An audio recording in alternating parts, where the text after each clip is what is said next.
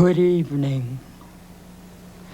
Certain NBC executives feel it would be a little unkind to present this show without just a word of friendly warning.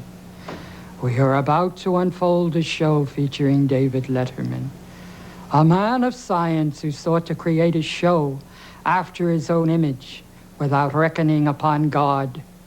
It's one of the strangest tales ever told. I think it will thrill you. It may shock you. It might even horrify you. So if any of you feel that you don't care to subject your nerves to such a strain, now's your chance to, well, we've warned you.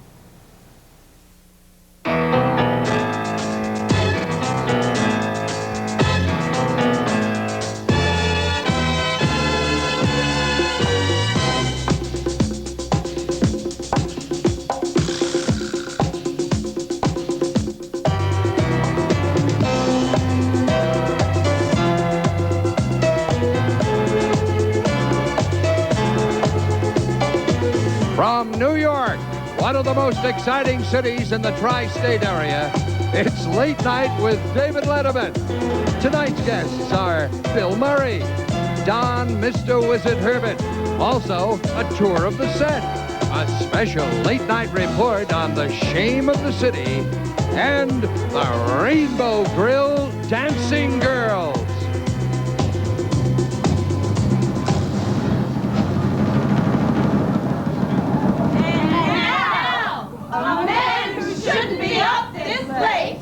David Letterman!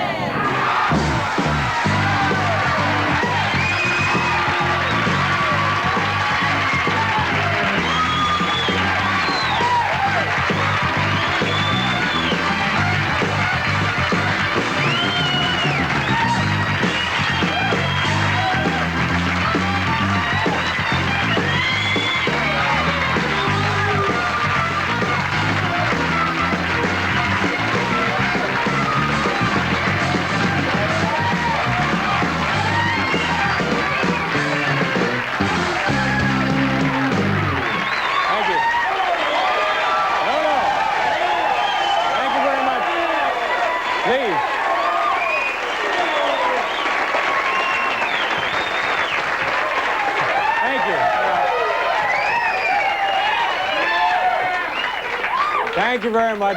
Thank you. That's very kind of you, and welcome to our show. It's late night, and I guess you know spring is just around the corner in New York City when the peacock girls start to molt. It's not unlike the swallows returning to Capistrano. It's a festivity here every year in New York. Welcome to the show. You folks are apparently a bright group, bright enough at least to read the applause sign, and I certainly appreciate that.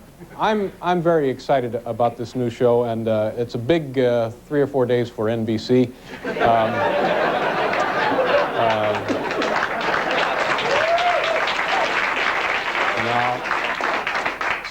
Let's see, they of course had World War III last night starting on and then Saturday night Eric Estrada was singing, and tonight this extravaganza, but the whole thing was kind of tainted. I believe it was Friday evening, an NBC executive on his way home was arrested at Grand Central Station. His pride was showing, so they hauled him away. We have a wonderful show for you folks this evening. Comedian Bill Murray will be joining us a little bit later.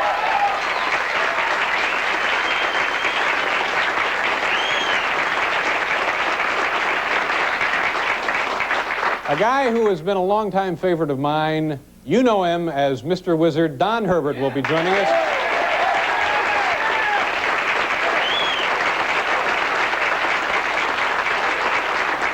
And if that wasn't enough, we are going to be right back. It's a brand new show, a brand new set, a wonderful facility, and we're going to take you folks on a tour of this studio, this set, after you take a look at this. Thank you for being here, folks. What would you like to see on late night television? Various ways of joining metal. Okay. Something about how to join metal. I would like to see the metal is joined. Oh, I wish there was a show that had information on how metal is joined.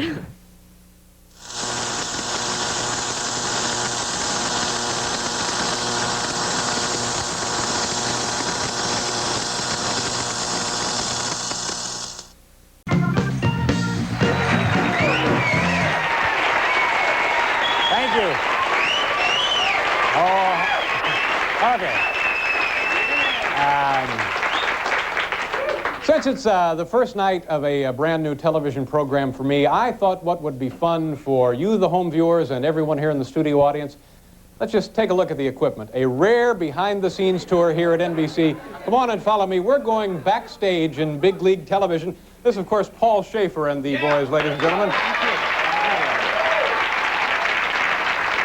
This is, we're actually backstage right now.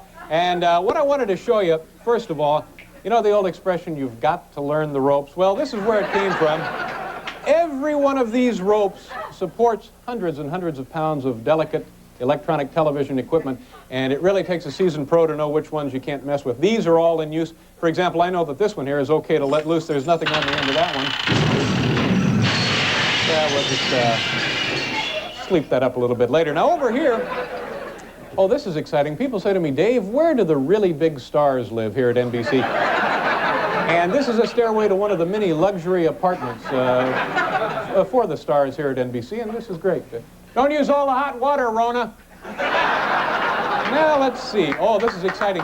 You've got to be very quiet when you come back here because you'll never know who you're going to wake up. This is perhaps the innermost recess of the backstage area. I wanted to call your attention to this particular sign up there. Refreshments for to tell the truth personnel only. And what refreshments they are, too, huh?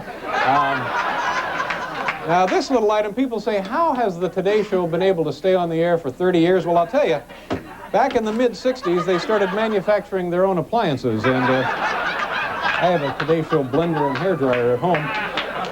I'm going to show you what we're ultimately working up to is the control room. I tell you, the technological advances in television, leaps and bounds, they're growing, and it takes a real precision crew to operate the stuff. Come on through here before we get to the control room.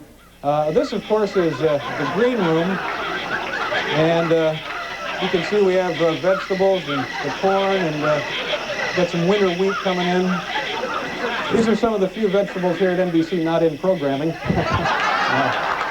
just, that's a joke. Try to do as much fun as we can. People tend to underplay the role of makeup in television. Here is, of course, the makeup room at 6A. I want to just show you a little something. Hi, how's it going? Hi there. Thank you very much. Good luck. I enjoy your show. Thank you. Now, see, you know who that was before makeup? That's the star of Real People, Skip Stevenson. Okay, now this is the control room that I was telling you about earlier, and not many people ever get to see the inside of one of these things because it's a pressure-packed area. It's just about like being an air traffic controller. Let's go on inside and see how this baby works. What did I tell you? Yes, sir. You folks are in real luck. It's Stein night, I think. How's it going? Good. Oh, this is great. How are you? It's our director right over here. Al, how's it going? Nice to see you. We got to take a break. We'll be right back.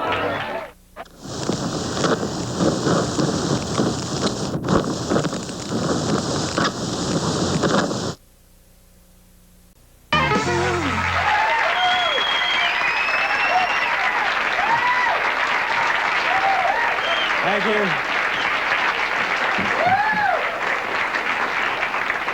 We got a guy trapped over here. This will be fun to watch. Come on. Just crawl on through here. That's all right. Go right ahead. I enjoy seeing a grown man do that occasionally. Go ahead. It's our producer, ladies and gentlemen.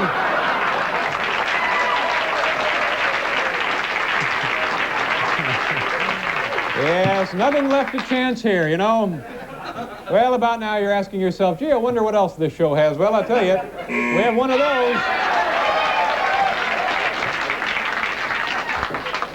It's a pleasure for me to introduce my first guest with credits that include Saturday Night Live, the films Meatballs, Caddyshack, Where the Buffalo Roam, and Stripes. Bill Murray has become one of the top box office draws in show business. And besides that, he's a very funny man, and it's a pleasure to have him on our first program. Ladies and gentlemen, Bill Murray.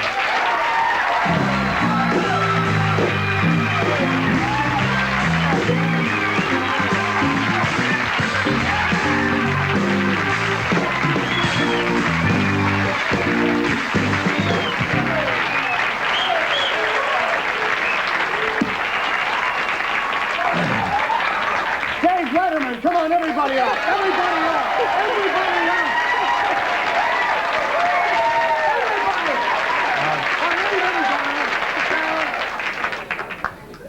Hi, Bill. How's it going? Fine, nice to see you. Good. Thanks for being on the show. I certainly appreciate that. I missed the first part of the show, by the way. What happened? Is it going well? I know this is the first show, and I think this guy needs a little support. Dave Letterman. All right, okay, good. All right, okay.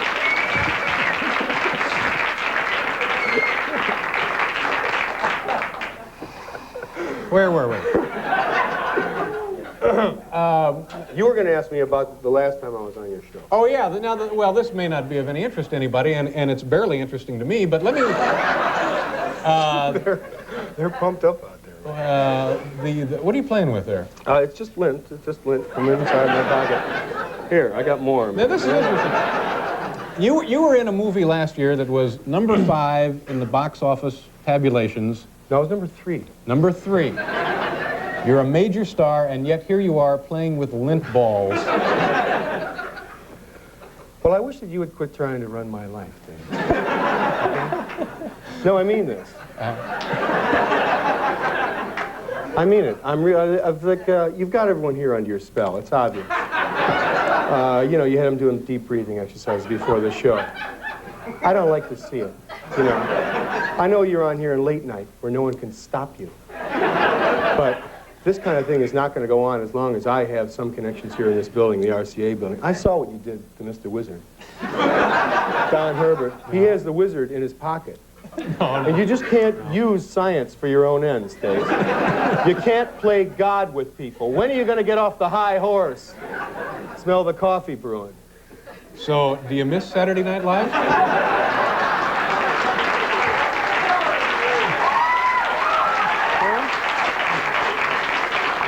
Sure, I miss it. I miss going back. I miss the old gang. Yeah. Bob Tischler, of course, my old friend, is producing it. My brother, Brian Doyle Murray, is on the show and one of the stars of the show. Wait a second, what's happening to me? I just fell back into your old trick, your old mind game. I'm reading these goofy questions, answering your little questions off the card. Well, do I miss Saturday night? You never missed anybody or anything. You got out of Indianapolis and didn't look back, did you? I'm just waiting for the other shoe to fall on you, man, and I want to be there when it hits the floor. You know what I'm saying? Better yet, I'm going to do nothing about you, even though I could. You know, it's interesting. I had a chance to strangle Richard Nixon, and I didn't, and I regret it. And here I am, inches from... I don't know what's keeping me from doing it. So, now that you're well known, is it harder to be funny? No. It's not, well, it's a little bit different. You know, you go out to a restaurant, you can't eat, you know, and people want your autograph and so forth, and it's hard to eat. What am I doing? What's happening? I swear, Letterman, if it's the last thing I'm going to do, I'm going to make every second of your life, from this moment on, a living hell. For what you've done. No, go ahead and talk to them. They're all singing your song tonight, Dave. Go ahead. I'll never make it home tonight. I'll tell you what. I'll never make it home. You should see the guys he's got in my dressing room waiting. We're going to take a break, the towel off, Bill, and then we'll be right back after we take a look at this.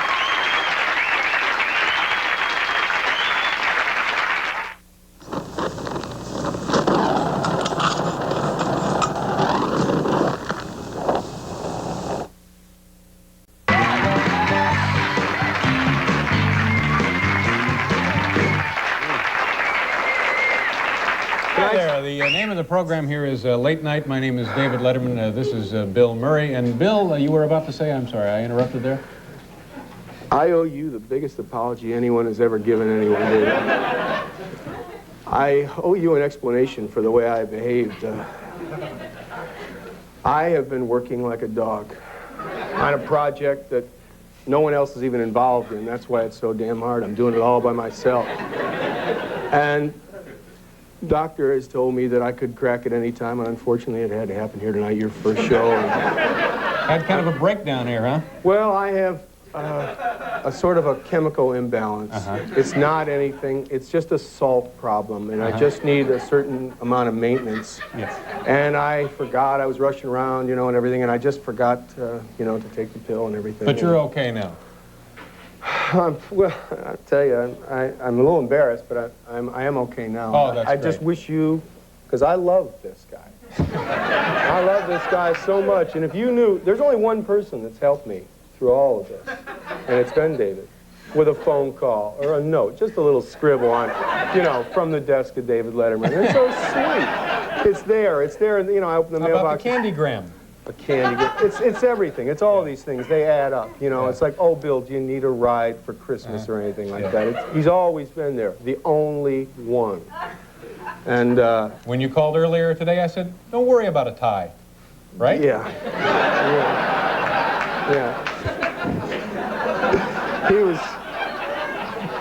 He's been great.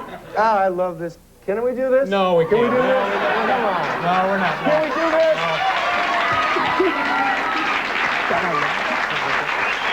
Okay, enough with the smoke. All right, I got a little bit misty and it's over. I understand you brought a videotape with you. Something I made in my backyard, and I'm so proud of this. This is the project I'm talking about. It's This is what you're working so hard on. This is it, and I've been working night and day, all by myself.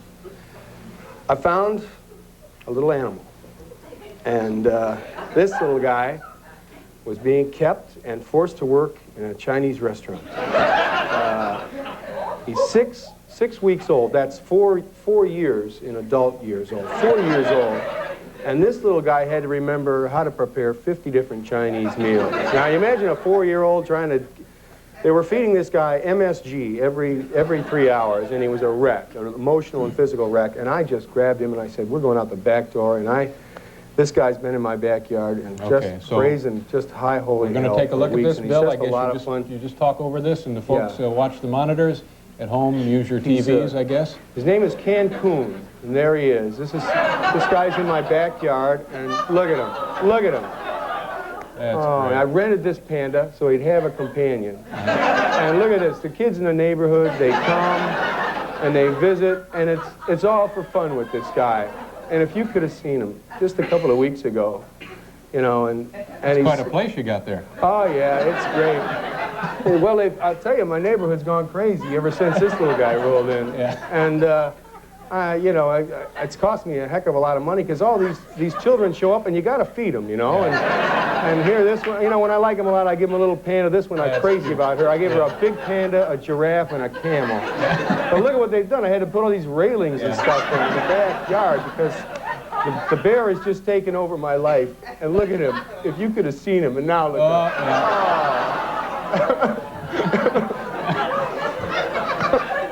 Look at him.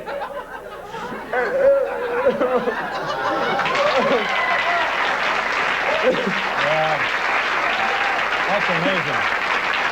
You're doing some wonderful work, Bill. Can we look at a little of that again? Well, I don't know if we... do we actually have time to roll this? Would you like it? It's all right. Well, we leaving now? Oh, great. Oh, here it is. See? I built for him, see? It is a little more exciting the second time around, isn't it? I tell you what, we're going to we're leaving now? We'll be right back, Bill. Don't you worry. Okay, Mr. Wizard will be joining us in the next half hour.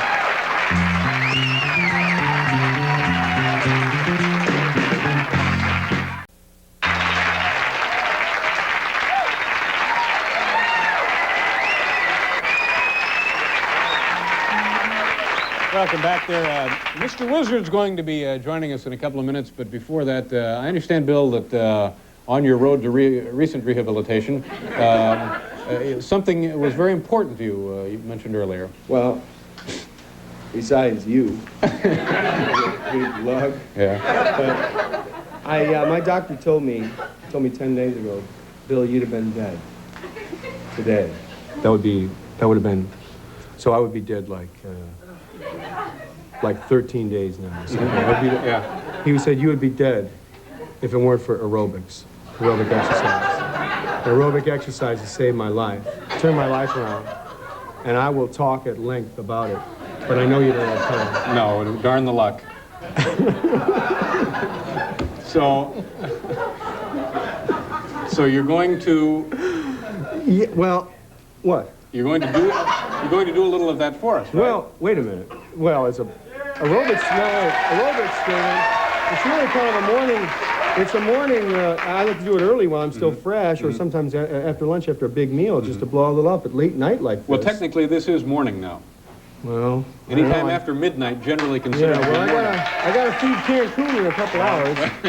Say, do you guys know the new Newton-John thing?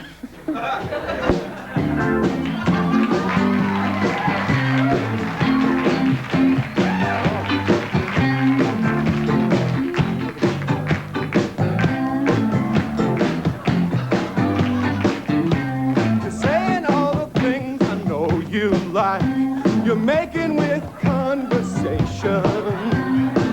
I gotta handle you just right. Do you know what I mean? I'm sure you'll understand my point of view. We know each other mentally. You gotta know that you're bringing out the animal in me. Let's get physical. I wanna get physical. Let's get into physical. Let me hear your body talk. Your body talk. Let me hear your body talk.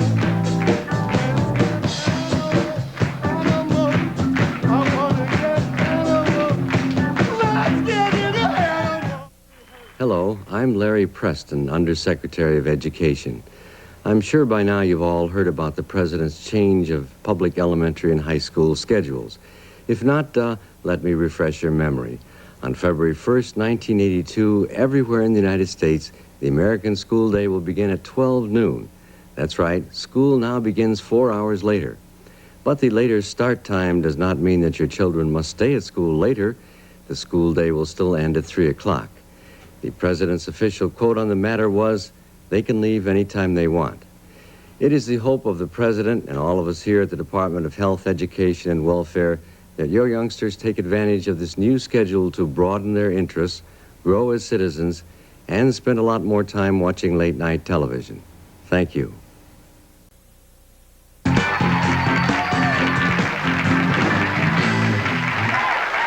you, Paul. Thank you. Nice to have Bill Murray with us, and I know most of you are sitting at home thinking, is this PBS? Well, no.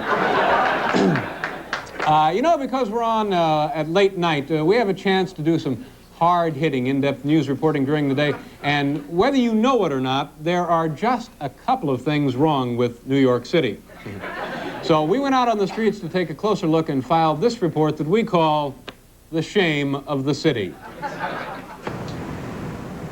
Not everyone survives in this urban battlefield we call New York City. This combination cityscape and war zone. The crowded landscape has claimed another gentle victim. Yes, say goodbye to the once plentiful, majestic pine tree. I'm here at 52nd and Park, once a thickly wooded forest right here in Manhattan. Now, everywhere are the dead trees, cut down in their prime, victim of some mysterious blight. Was it pollution? Maybe overcrowding? Perhaps forced out by too many delicatessens? No one seems to know what's killing our trees. There are no simple answers, only simple questions, and simple people like myself to ask them. It's truly the shame of the city. Can we take these home for firewood? Can we just bust them up a little bit? Midtown Manhattan, center of the arts. But some people are out to destroy it for everyone. I'm here on the corner of 50th and 7th Avenue where we see something, maybe it's just a little thing, but for my money, more hard evidence of the shame of the city. Planing a party, try one of these. A sudden arbitrary addition of an extra E and a missing N down here. I don't know about you, but this is the kind of thing that really gets me steamed. Excuse me, sir, could you come in here? What is your name, please? My name is Danny. Danny, do you work in this establishment? Yes, sir. Now, were you aware of the fact that there are two misspellings in this sign? Yes, I know. You do know, but yet you put the sign up. I want to change that. You are going to change it. Thank you very much, Denny. There you have it, a blight on society remedied, and frankly, I was proud to be a part of it. New York City, center of culture, of wealth, of power, and victim of one of the highest crime rates in the history of mankind. A crime rate that continues to climb and shows no sign of stopping, and you have to ask yourself, is it really any wonder when you take a look at the police department? A population of 10 million, and this is the police department? It's shocking, horrifying, tragic, and yet nothing is being done about it. Excuse me, sir. Do you work here? Yes, I do. Are you the only one who works here? Yes, I am. Unbelievable, yet it's true. Truly, the shame of the city.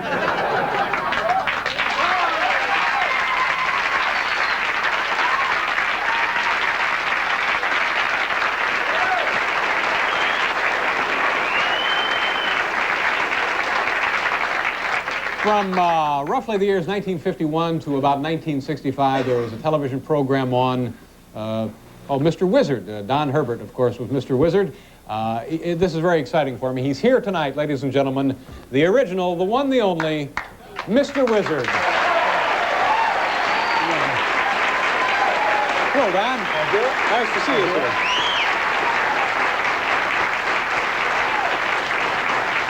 We're going to do some neat stuff here. Before we get into that, well, in those years, was there ever any serious mix-ups where a little kid was roughed up a little on the show?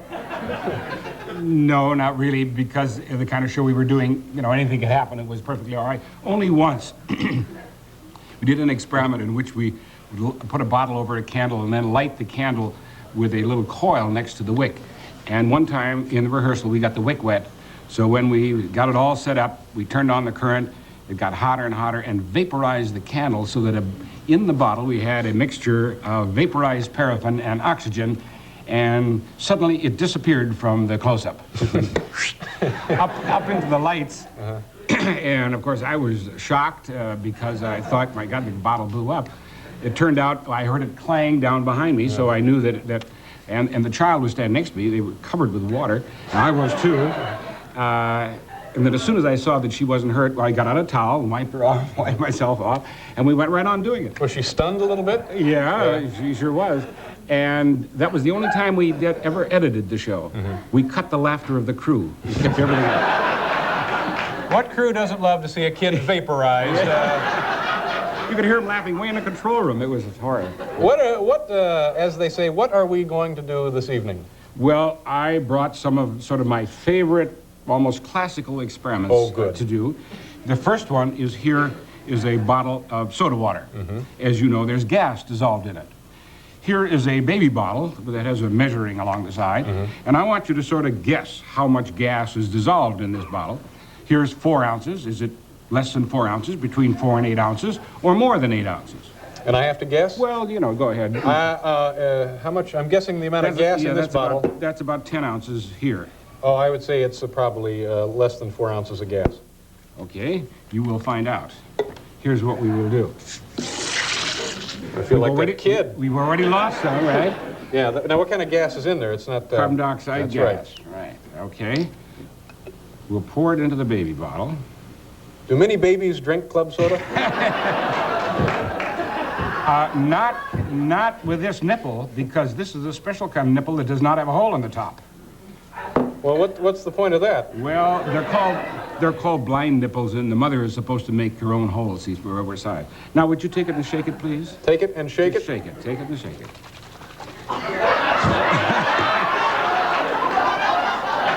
Keep going.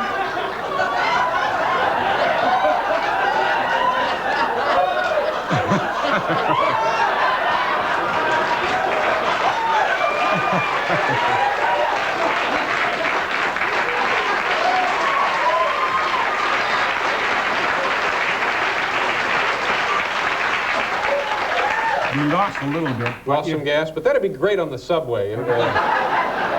People would stay away from you if you had one of those, wouldn't they? Anyway, if we haven't lost quite so much, you will find that the entire liquid will go into the nipple, which means that there's at least more than 8 ounces of gas. So so 10 ounces of liquid and 8 ounces of gas. Well, there's at least 10 ounces of it, yes. And that means you drink it, it'll kill you, right? It'll make you burp. Yeah, yeah. Now, by the way, notice the pressure. That is hard to blow up, believe me. There we are, back to normal again. Good heavens. Anyway, there you are.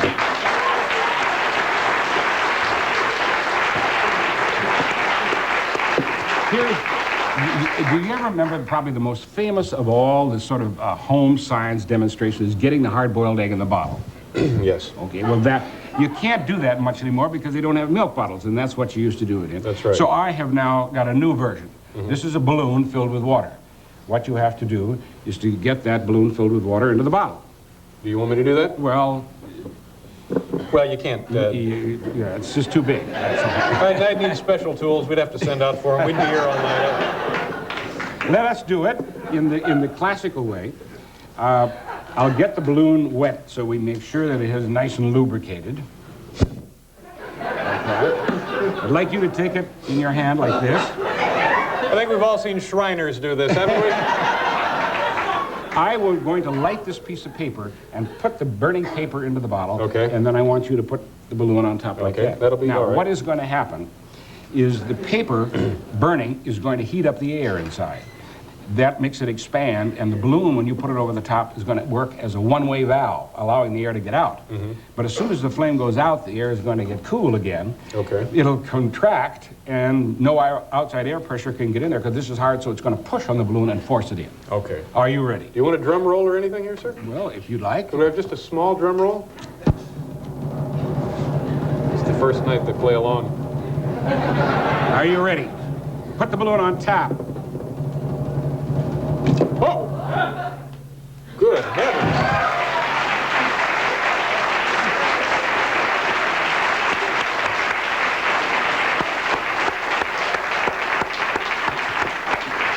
Now the question is, how do you get that sucker out?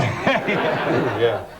An ice pick is handy, but the reason why it went in is because the air pressure pushed it in, because we lowered the pressure there.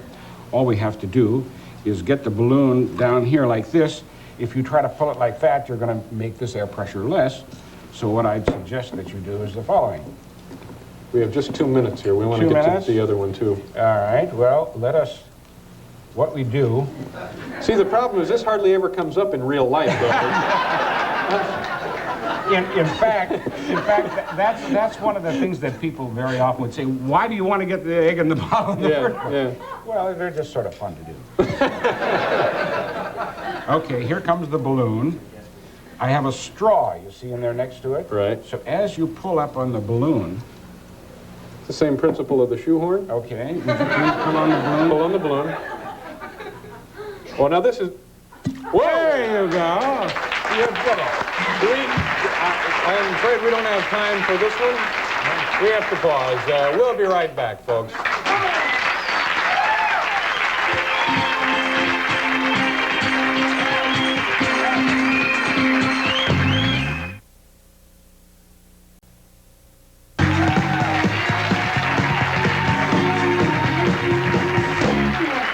Thank you very much, Paul. Don Herbert is with us, Mr. Wizard. What have you been doing since the Mr. Wizard series, I don't want to say vaporized, but was... Well, we're doing a very exciting project, David.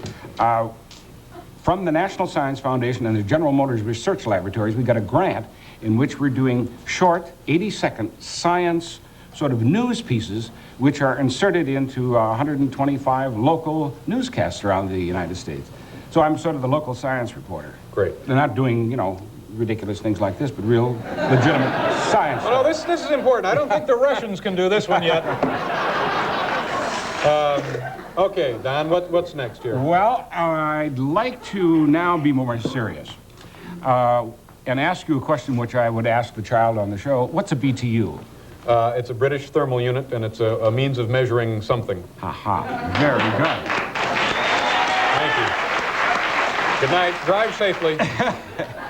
As a matter of fact, it's the amount of heat that's necessary to raise a pound of water 1 degree Fahrenheit. A hard thing to remember. So the next time you see those 3 letters BTU, here, would you take that?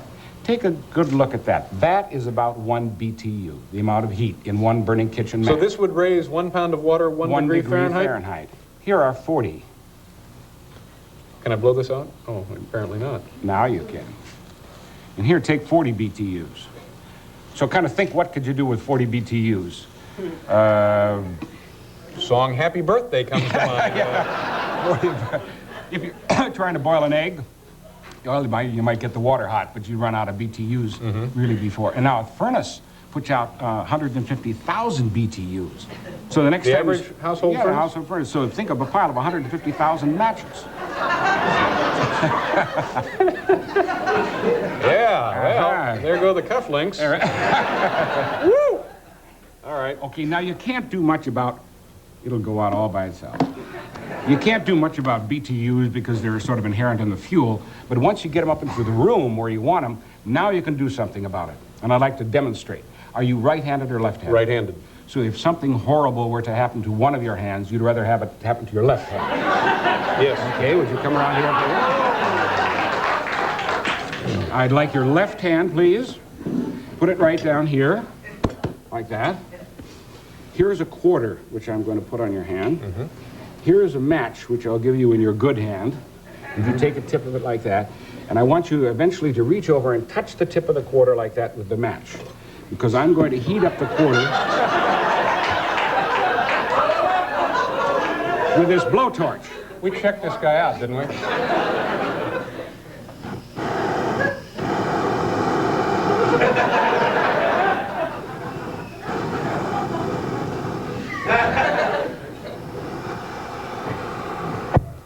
Now I'm going to cover your hand with some insulation. Okay. This is modern insulation. And I'll pat it down so there's about... Here, kitty, kitty, kitty, kitty, kitty. There's about an inch or so of insulation above your hand. I'll put the quarter on the top. Now, whatever you do, don't move that hand, because here comes the blowtorch.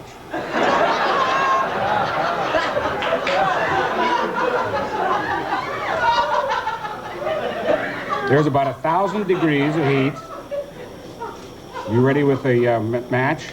Okay, as soon as I take the blowtorch away, touch the match to the quarter. You ready? Okay, touch it. But don't move that hand. Oh. That's how hot that was. Now you can blow out the match. Still don't move that hand. Listen. It was... Now you can move your hand.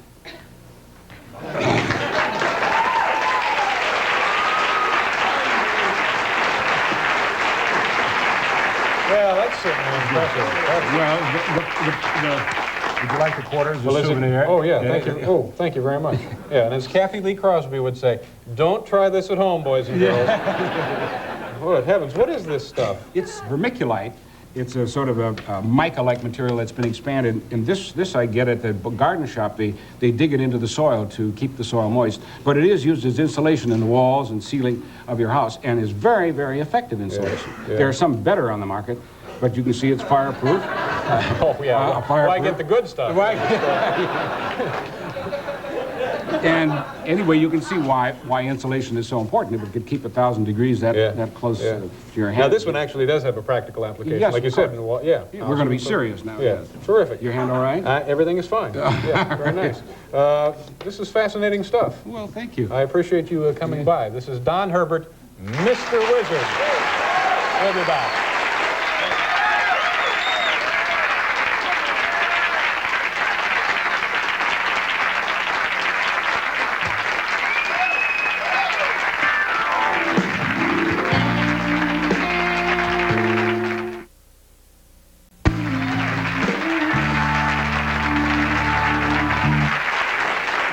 Thank you very much, Paul. We have to turn the power on this thing off in just a moment. I want to, first of all, thank the studio audience. You folks were sweet to be here this evening. Did he say sweet to the studio audience? Unbelievable. I've never said that to a studio audience in my entire life, but thank you very much, folks. You're a handsome group of people. And by the way, if you would like Bill Murray to come to your own home and sing that same number, also my thanks to Mr. Bill Murray and Mr. Wizard, Don Herbert. And what show would be complete without the Rainbow Grill Peacock girls whom we saw earlier? Paul Schaefer and the band. Thank you, folks, for being here. Our announcer, Bill Wendell. And tomorrow evening, comedian Pat Paulson, screenwriter Steve Tessich, dentist Norman Hoffman will be here to review the film Reds and a tour of NBC. That's all coming up tomorrow. So be sure and tune in, as they say, when they want you to tune in. Here now to close our show is Mr. Steve Fessler, a guy from Brooklyn who, for some reason, has committed to memory all the dialogue of the 2.5-hour classic B film Bowery at Midnight, starring Bela Lugosi. So now, for those of you who would really rather be watching old movies at this time of night, I know I would, please welcome Steve Fessler. Bowery at Midnight with Bela Lugosi, John Archer, and Wanda McKay. Extra, extra, read all about it. Read about the escape of Fingers Dolan, paper mister. You shouldn't smoke that. It might stunt your growth. If you gotta go ahead and smoke it. I'm saving it for after dinner. Dinner? You mean you got a place for a handout? Sure, over at the Friendlies. A friendly what? Ain't you ever heard of the Friendly Mission? Nah. You're sure to get some swell food there and no questions asked. But what are we waiting for? Come on, pal. There it is. Ain't it pretty? Just like I told you. Gorgeous. And a guy that runs it, he's a soft touch. Oh, good evening. I see you brought a needy friend with you tonight. Yeah, he's a pedestrian from Pittsburgh. You're very welcome. Here you will find food for your body, as well as comfort for your troubled mind. Yeah, but I'd really like some soup. Of course, my friend. What happened to your hand? Nothing. I just hurt it a little bit. Just the same, you'd better take care of it. Nurse Malvern, here's a patient for you. Have another bowl? No, thanks. And what about a smoke? Nice cigar.